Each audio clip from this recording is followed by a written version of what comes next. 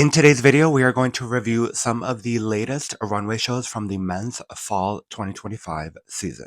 Welcome back to the channel, guys. It's Tomas sharing all my thoughts on fashion, lifestyle, and anything else that comes to mind. I'm here every single Wednesday with some surprise uploads on Sundays, so make sure you turn on the bell so you're notified every time I upload and you don't miss a single video. Yes, we are doing a little bit of an eye patch moment today because pretty much I had a night out last night. So I'm trying to recover. So I don't know. Sorry. Hopefully it's not distracting. And I also feel like they're like kind of falling off. As I said earlier, we are going to jump right into it. This might be a little bit of a longer video. I used to do these kind of runway reviews previously, but I just felt like there was a lot of editing involved and I want to kind of rework the format. So this is just going to be really chill.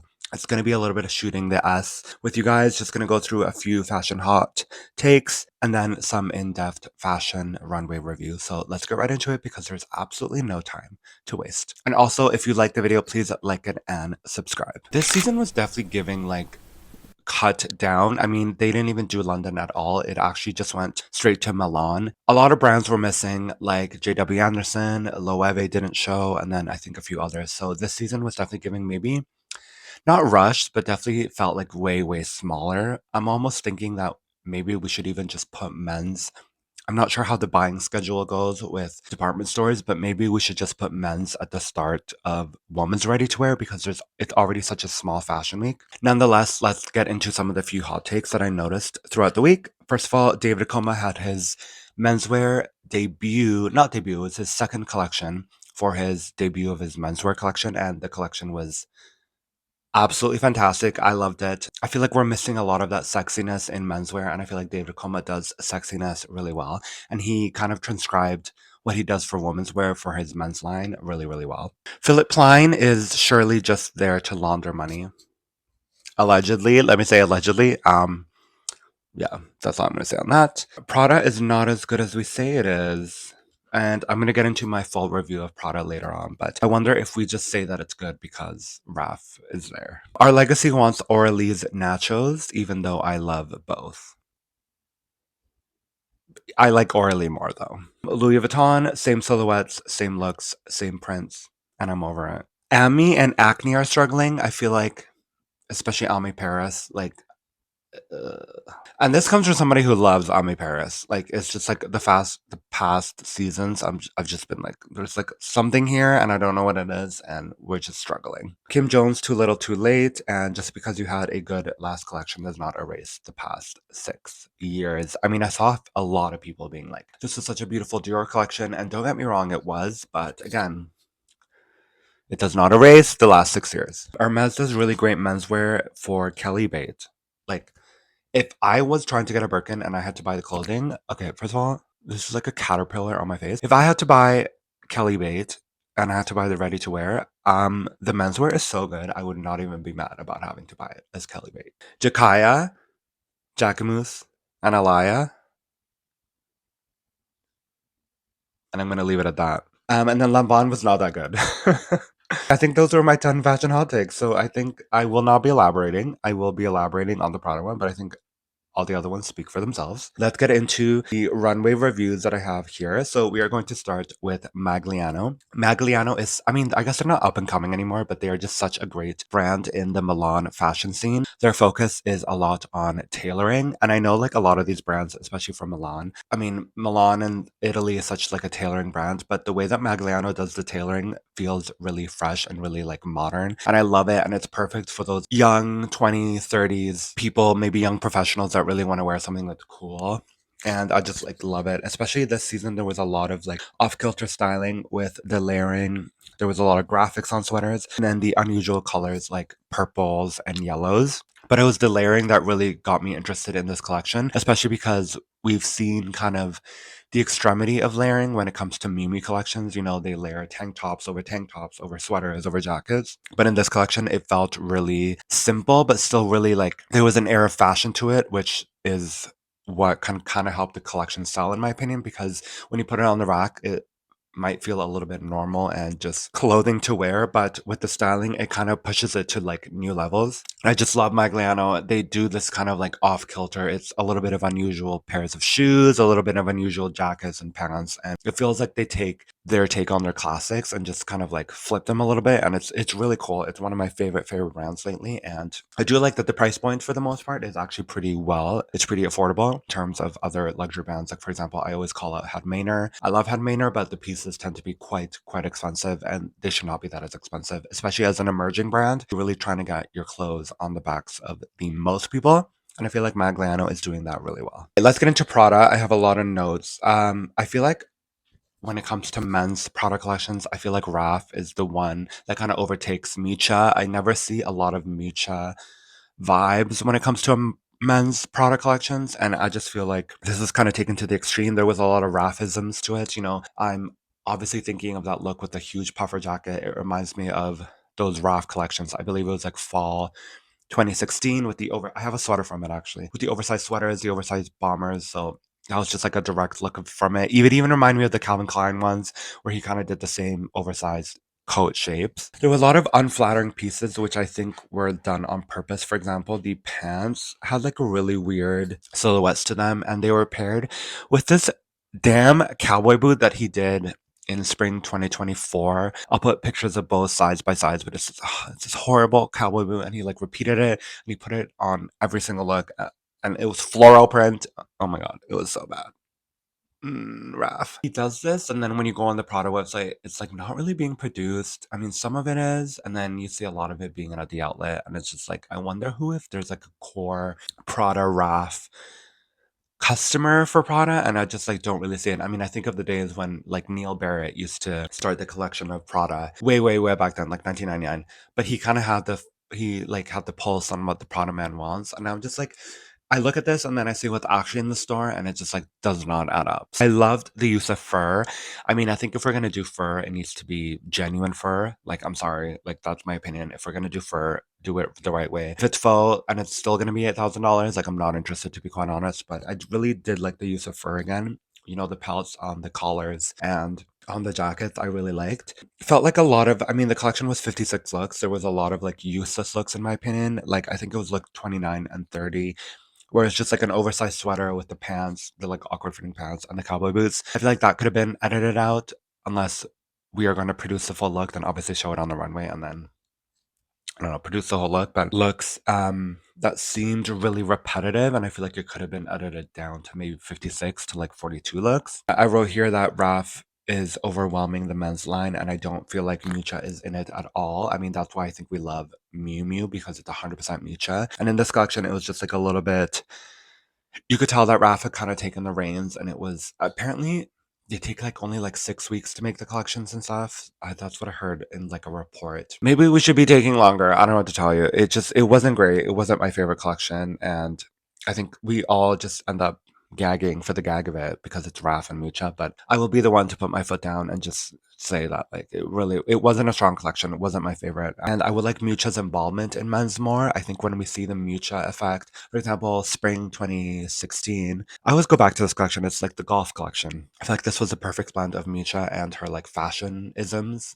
And it was just like fun, and it felt really Prada. When I look at a Prada men's collection from the current years, I don't see Mucha in it at all. And I think that's a problem. Dries Van Noten. This was very like, I love this collection, and I am not a huge Dries fan, but lately I have been. So obviously Dries left the company and they have a new designer. I'm sorry, I don't know the name. I will put it on the screen, but what I loved about this collection is that it was very like theatrical and vampirical, but still really wearable. And oh my god, I just like looked through all these looks and I was like, oh my god, I love all these looks and I want to wear them right now. I think when it comes to menswear, we're missing those key brands. Like maybe Amiri does it where it's very situational and it feels like a little bit theatrical. You know, Amiri does like that Miami 1950s like kingpin vibe really well with the tailoring. And I feel like, okay, we're going to take this off because I really like the new direction that we're obviously going with this brand. It was like a lot of these sharp jackets with these huge collars coming outside of the shirts and the tailoring with the pants. Like I just like loved it. It was like a whole cohesive brand new look for the brand. I think in terms of before, Dries Men's tended to be that blend between maybe the cool fashion guy that doesn't really care about fashion that much, but will still obviously wants to buy like designer clothing. But this was just fully on the other side of the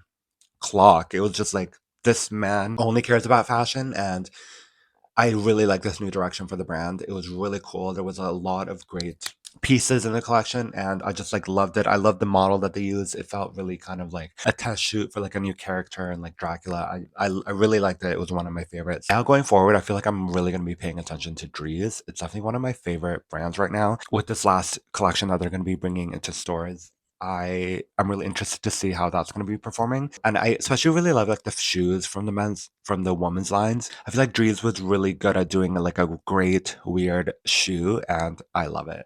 I'm really happy to see this new direction for the brand, and I'm excited to see where they go forward. Willy Chavaria is one of the most, I would say, spoken about designers of the season. I feel like with Willy Chavaria, he has this beautiful blend of authentic culture and aesthetic with still at the end of the day really wearable clothes. So for this collection, he moved the collection from New York to Paris, and he showed these absolutely beautiful velvet suits and these like mustards, like kind of like beach red, and then these greens. Oh my god, it was just absolutely beautiful. Obviously, he is mixing his heritage into the brand, which I think we don't see a lot of that. Correct me if I'm wrong. It's going to get me in trouble. It's either Mexican or Spanish. I am Spanish. Oh, fuck. I'm going to put it in the. I apologize. I'm going to put it on the screen. I apologize if I'm wrong, but I'm going to put it on the screen here. But I love the authenticness of his culture that he puts into the brand. You can just tell it's like so authentic and it's so beautiful to watch. Other than that, the clothes are just effing great. The clothes are just so good. I want to like wear all of it. The only thing I didn't love was the women's wear. He did do a few women's wear looks, and I don't know, that's something that maybe he has to like develop on his own, because I wasn't gagging for the women's wear, but this collection just set in like this church and the way the models were walking. And I believe J Balvin performed and then he also walked. I love that Willie really has his way of injecting culture into his brand, kind of like Loire as well. I feel like Loire is pretty comparative. And it all just comes down to like New York designers. There's so much culture and so much different aesthetics in New York, and I think each brand can represent their own, and that's why I think we need to support New York Fashion Week. I know it's starting next week or maybe when this video is up, but it just keeps getting smaller and smaller. But like if Paris can, welcome Willie with open arms and just be the talk of the town. It really was like one of the most strongest shows of the whole season. New York doesn't do that, and I feel like Loire doesn't get any support. It's like let's support these designers that are really just doing. Not only are they doing something really different, but they're also just doing something really great, and it's so sellable and it's so wearable, and I love it. And now I really want a Willy Chavaria blazer to wear with my jeans. Like I'm obsessed. But yeah, great collection. Love it, love it, love it. And I think we're going to end with Woo Young-mi. I would talk about Woo Young-mi quite a bit. So Woo Young-mi is Korean based, but also the designer Madame, I forget it. I think her last name might be Woo Young-mi. She is also based in Paris. So I always talk about how there's a really beautiful blend of Korean with Parisian aesthetics. You can even see it in the tailoring. There's a lot of the slim, almost Eddie Semaine type tailoring with the suits, and this collection was really focusing back to that tailoring. I think in previous seasons they were kind of like being like assimilated by like the streetwear kind of vibe, and I feel like now we're kind of going back to like what the brand is really about, which is tailoring. There was some ideas here where there were like nylon leggings underneath trousers that weren't the best and felt like really overstyled, but I still kind of like really liked it. And I love Wuyumi. It's that kind of like, again, I feel like the people who would shop Wuyumi are those guys that like want designer fashion but don't particularly care that much about fashion. So they're really just wanting great wearable pieces. It's probably the same client that would choose to buy Isabel Marant menswear. You don't really care about fashion, but you want to still be buying and wearing nice clothing. I kind of wish that maybe she would do women's wear as well. I know she trinkles in a few women's wear looks in the collection, but maybe I feel like she should start showing on the women's wear schedule. I don't know. I feel like the brand is doing really well. Again, I love that square logo that she puts in all the pieces. It's a really great way of doing discreet branding for the brand. Kind of like an if you know, you know. But yeah, loved Winging Me. I felt like it was like a strong comeback.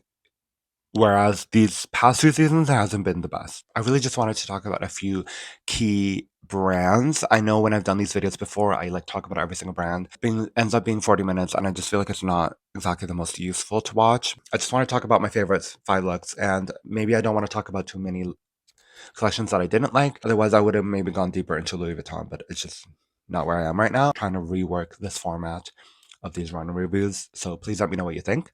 And I think we're going to move on to the next part of the video now. Okay, guys, that wraps up my January Men's Fashion Week recap and review. I really wanted to maybe do a shorter version of this, as I've done in the previous past. The videos have been quite long, and I'm not sure that's necessarily the most efficient. So with this video, I'm still going to continue the videos because I generally do like doing them, and I think reviewing fashion is actually kind of really fun and kind of like a big part of my channel. They're just going forward, they might be a little bit more concise. But when it came to this fashion week, I don't know, I felt like it was feeling every season feels a little bit shorter, and I said this at the start of the video that maybe it's worth considering. I don't know if this would be too much of a drastic change to the schedule, but maybe putting men's before women's wear. That way people just stay in Europe the whole month, or like for like 4 days longer. I don't know. It's a little bit tricky. I mean, you kind of have to like really rework the entire essence of fashion week. Where it's standing now, I don't necessarily feel like it's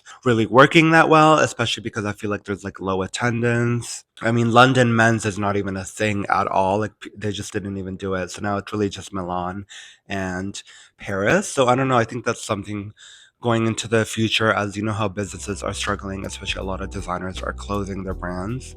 I think we need to like kind of rework the system a little bit and kind of figure it out before it all really just goes to shit, in my opinion. But what was your favorite show from this men's season? Make sure you let me know. Stay tuned, because I think when this comes up, New York Fashion Week will already be started. So definitely the recaps are going all month long and going into March as well. So stay tuned. And I think that's it for this week. Thank you so much for watching. As always, I really, really appreciate you, all your support. Thank you so much. And of course, I will see you guys back right here next Wednesday next week. Peace.